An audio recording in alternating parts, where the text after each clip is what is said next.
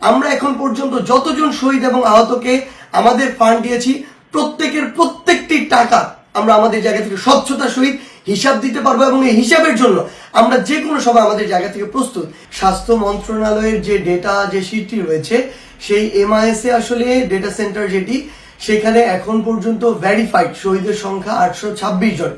এখন আমাদের কথা হতে পারে যে আমরা তো প্রায় 1500-এর মতো আনঅফিসিয়ালি শহীদের কথা জানি, কিন্তু এখন পর্যন্ত আসলে অন্যান্য যে শহীদ আমাদের যারা রয়েছেন তাদের যে বিভিন্ন তথ্যগুলো এগুলো বিভিন্নভাবে ভেরিফাইড করা হচ্ছে। কারণ ওই যে 1.5 মাসের সময়টি, ওই সময়টিতে অনেকে বিভিন্নভাবে অ্যাক্সিডেন্টের মাধ্যমে মৃত্যুবরণ করেছেন, এমন অনেকে রয়েছেন স্বাভাবিকভাবে মৃত্যুবরণ করেছেন।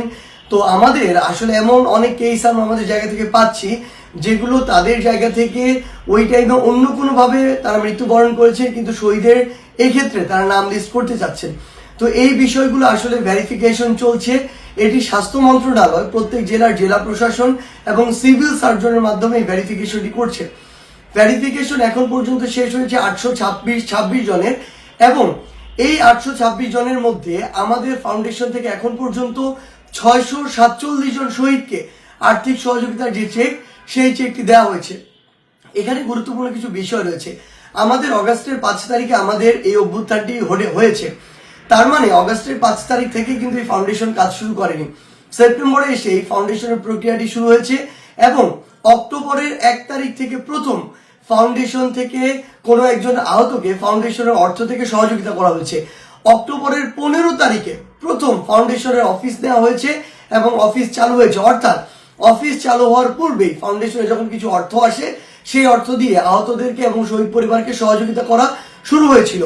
অক্টোবরের 15 তারিখে অফিস চালুর পরে অক্টোবরের 21 তারিখে আমি ফাউন্ডেশনের সাধারণ সম্পাদক হিসেবে দায়িত্ব গ্রহণ করি, এবং এখন পর্যন্ত আমাদের এই অভ্যুত্থানের প্রায় 5 মাস পেরিয়ে গেলেও আমার এই দায়িত্ব গ্রহণের সময় হয়েছে 2.5 মাস। এখানে বেশ কিছু গুরুত্বপূর্ণ বিষয় রয়েছে। আমরা আমাদের জায়গা থেকে দেখেছি যে প্রথমে আমাদের মনে হয়েছে অনেকেই শহীদ পরিবারের অনেকেই শহীদ হয়েছেন যারা প্রধান উপার্জনক্ষম ব্যক্তি ছিলেন।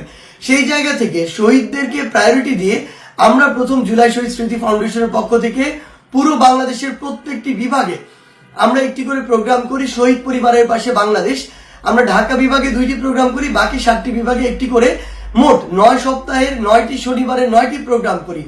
আমাদের টার্গেট ছিল যেই বিভাগে যাব ওই বিভাগের সকল শহীদ পরিবারের কাছে আমাদের চেকটি হস্তান্তর করা।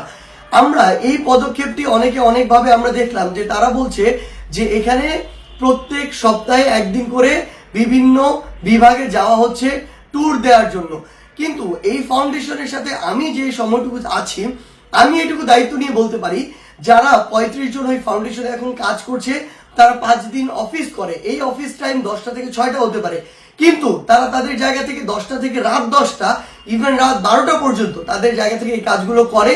এবং আমার জায়গা থেকে অধিকাংশ ক্ষেত্রে এখন পর্যন্ত মনে হয়নি যে তারা এটিকে তাদের এমপ্লয়ি হিসেবে কাজ করছে, বরং তারা এটি একটি রেসপন্সিবিলিটির জায়গা থেকে আমি তাদেরকে দেখেছি তারা এই কাজটি করছে। এটা সত্য ফাউন্ডেশন অনেক সীমাবদ্ধতা আছে।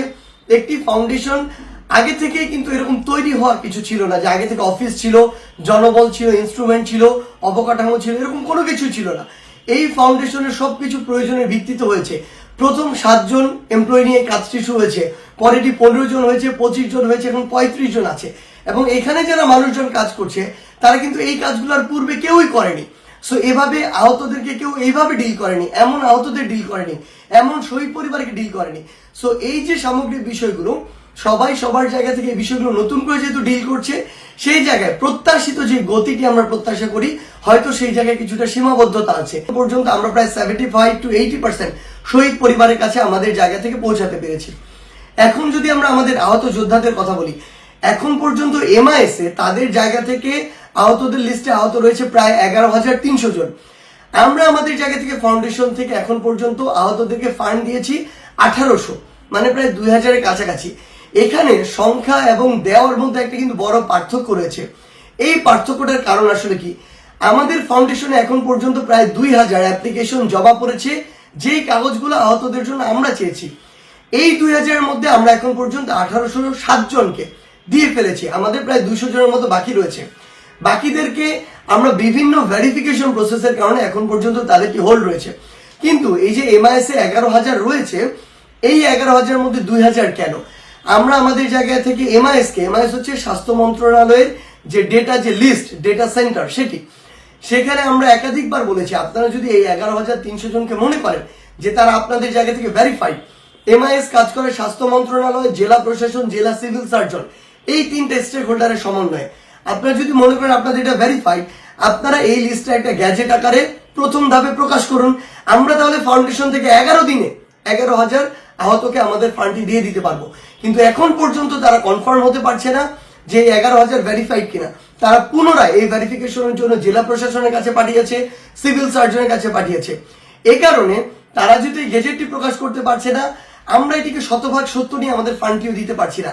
এখানে একটি গুরুত্বপূর্ণ কথা রয়েছে, আমাদের যারা আহত যোদ্ধা তাদের জন্য আমরা কম ব্যথিত নয়। তাদের রক্তাক্ত হতে আমরা দেখেছি আমাদের চোখের সামনে, তাদেরকে এখনো হসপিটালে গিয়ে আমাদেরকে প্রতিনিয়ত ফেস করতে হয়। কিন্তু এই যে ফাউন্ডেশনের টাকা, এই প্রত্যেকটি টাকার তো আমাদেরকে হিসাব দিতে হবে। আজকে না হোক, আজকে থেকে 10 বছর পরে, 15 বছর পরে এই প্রত্যেকটি টাকার আমাদের হিসাব দিতে হবে। আমরা এখন পর্যন্ত যতজন শহীদ এবং আহতকে আমাদের ফান্ড দিয়েছি, প্রত্যেকটি টাকা আমরা আমাদের জায়গা থেকে স্বচ্ছতার সহিত হিসাব দিতে পারবো এবং এই হিসাবের জন্য আমরা যে কোনো সময় আমাদের জায়গা থেকে প্রস্তুত। Cheer up! চলো পুরাই খুশি নতুনের সাথে তুলে নিয়ে হাতে cheer up, oh oh cheer up, oh oh cheer up. চুমুকে চুমুকে enjoy the life, চলো পুরাই খুশি তুলে নিয়ে হাতে cheer up, oh oh cheer up. চিল হবে রিফ্রেশিং মুডে। চিয়ার আপ, চলো উড়াই খুশি।